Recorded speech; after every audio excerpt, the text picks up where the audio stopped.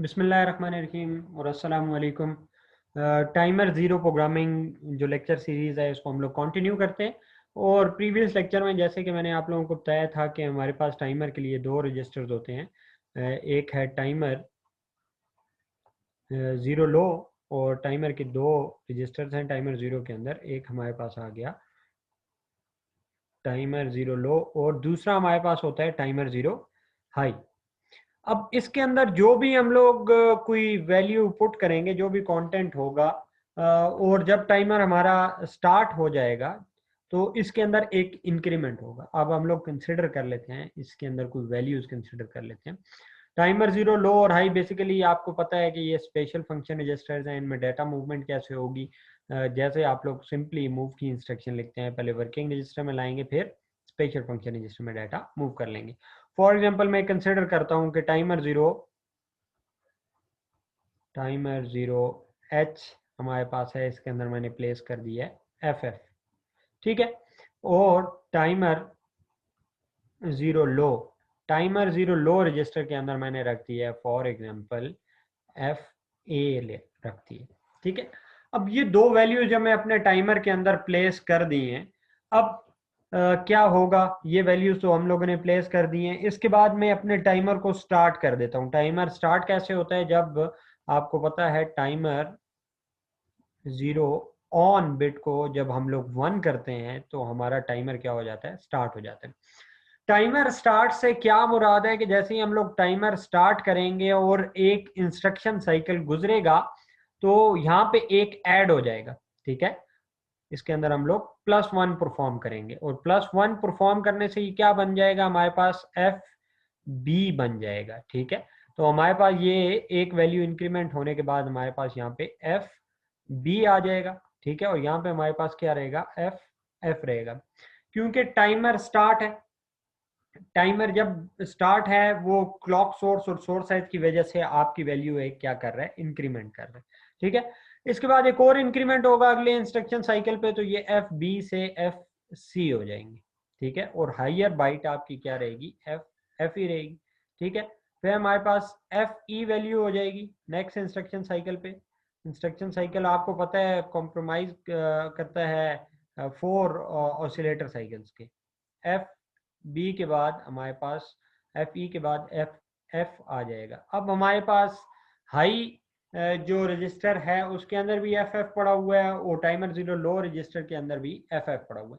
जब इसमें एक इंक्रीमेंट होगा तो ये क्या वैल्यू बनेगी, इसमें +1 करेंगे तो ये वैल्यू आ जाएगी 0000। ये आपका मैक्सिमम वैल्यू थी जो टाइमर के अंदर प्लेस हो सकती है, वो है F F F F F F F F से जब आप लोग एक ऐड करेंगे तो ये इसकी मिनिमम वैल्यू पे चला जाएगा और इस पोजीशन को हम लोग कहते हैं रोल ओवर कहते हैं। रोल ओवर हमें ये बता रहा है कि टाइमर अपनी लिमिट को क्या कर चुका है, एक्सीड कर चुका है। इसका मतलब है टाइमर ने जितना ऑपरेट करना था वो ऑपरेट कर चुका है और अब वो कहां से स्टार्ट हो गया, दोबारा जीरो से स्टार्ट हो गया है। इस पॉइंट पे हमारे पास जो हमने कहा था इंटरप्ट कंट्रोल रजिस्टर के अंदर एक फ्लैग है टाइमर ज़ीरो इंट्रा फ्लैग, वो हाई हो जाएगा।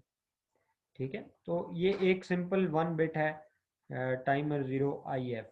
टाइम इंटरप्ट कंट्रोल रजिस्टर के अंदर बाकी बिट्स भी हैं, उनके बारे में अभी हम लोग नहीं देख रहे। हम लोग देख रहे हैं कि इसके अंदर एक फ्लैग है इंटरप्ट फ्लैग, और वो कब आई होगा, जब भी हमारे पास रोल ओवर आएगा तो टाइमर ज़ीरो आई एफ की वैल्यू हमारे पास 1 शो होगी। जैसे कि आप लोग इस पॉइंट पे देख सकते हैं कि इंटरप्ट फ्लैग हमारे पास क्या हो गया, हाई हो गया। और इंटरप्ट फ्लैग हाई होने पे हम लोग अपने टाइमर ने जितना डिले जनरेट करना था वो जनरेट कर चुका होगा। उसके बाद हम लोग अपने टाइमर को क्या कर देंगे, स्टॉप कर देंगे। तो हम लोग कोई भी वैल्यूज प्लेस कर सकते हैं इसके अंदर, और वैल्यू से हमारे पास बेसिकली क्या आएगा, कोई डिले जनरेशन हो रही होगी, उस डिले जनरेशन को हम लोग टोटल डिले एग्जीक्यूट करने के बाद हम लोग किधर जाएंगे, एफ एफ पे जाएंगे। फॉर एग्जांपल मैं इसी एग्जांपल में कह देता हूं कि एफ एफ एफ ए से एफ एफ एफ बी पे आपका 1 माइक्रो सेकेंड लेगा। ठीक है। उसके बाद सी पे आपका 1 माइक्रो सेकेंड ले लेगा, क्योंकि हमने कहा हर इंस्ट्रक्शन साइकिल पे वैल्यू आपकी क्या हो रही है, एक इंक्रीमेंट हो रही है, और हम लोगों ने ऑसिलेटर फ्रीक्वेंसी यूज की हुई है 4 मेगाहर्ट्ज की। ठीक है। और 4 मेगाहर्ट्ज के ऑसिलेटर के साथ हमारे पास हर इंस्ट्रक्शन साइकिल आपका जो बनता है वो 1 माइक्रो सेकेंड का बन जाता है। तो 1 माइक्रो सेकेंड यहाँ पे आ गया, 1 माइक्रो सेकेंड आपका नेक्स्ट इंस्ट्रक्शन पे आ गया, इसी तरह 1 माइक्रो सेकेंड इस पॉइंट पे आ गया और 1 माइक्रो सेकेंड इस पॉइंट पे आ गया। तो अगर देखें तो 1 2 3 4 माइक्रो सेकेंड लिया इसने अपनी मैक्सिमम वैल्यू पे रीच करने के लिए।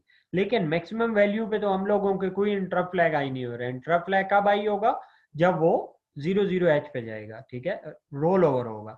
मैक्सिमम वैल्यू से 0 पे जब जाएगा इसको हम लोग रोल ओवर कह रहे हैं। तो यहाँ पे एक और माइक्रो सेकेंड लेगा ये। तो ये टोटल अगर आप लोग डिले देखें तो ये 5 माइक्रो सेकेंड्स का आपके पास क्या आएगा? डिले आएगा, अगर हम लोग टाइमर की वैल्यू FFFA पुट कर लेते हैं तो टाइमर को हम लोगों ने जब स्टार्ट किया, स्टार्ट करने के बाद हम लोगों ने किस चीज़ का इंतज़ार करना है? हम लोगों ने बेसिकली रोल ओवर का वेट करना है। जब तक रोल ओवर नहीं आएगा इसका मतलब है हमारा डिजायर्ड जो डिले है वो परफॉर्म नहीं हुआ। तो अगर हम लोग यहाँ पे कोई फॉर एग्जांपल मैं 00 वैल्यू पुट कर देता हूँ तो उससे करस्पॉन्डिंग हमारा डिले जनरेट हो जाएगा। टाइमर को जैसे स्टार्ट करेंगे एक वैल्यू इंक्रीमेंट करता रहेगा और आपकी मैक्सिमम वैल्यू FF से 00 पे जाएगी जब हमारे पास टाइमर 16 बिट मोड में ऑपरेट कर रहा है। ठीक है। अगर 8 बिट में ऑपरेट कर रहे हैं तो फिर क्या होगा? 8 बिट में अगर हम लोगों ने अपने टाइमर को ऑपरेट करवाया तो हमारा रोल ओवर कब आएगा?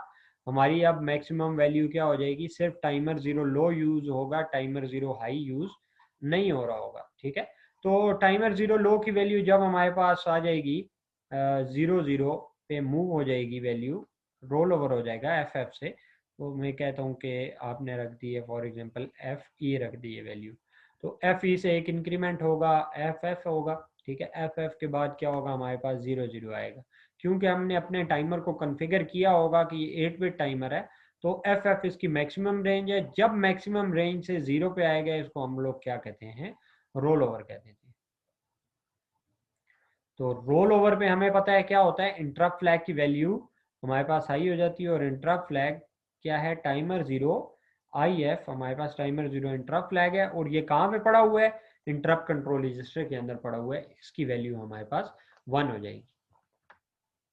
मैंने अब यहाँ तक रिकॉर्ड अब यहाँ पे हमारे पास जो है वो हम लोगों ने देख लिया कि हमारे सारे रजिस्टर्स कैसे ऑपरेट होते हैं टाइमर के अंदर, और उसके साथ साथ रोल ओवर हमारे पास क्या किस पॉइंट पे आता है और इंटरप्ट फ्लैग कैसे आई हो जाता है।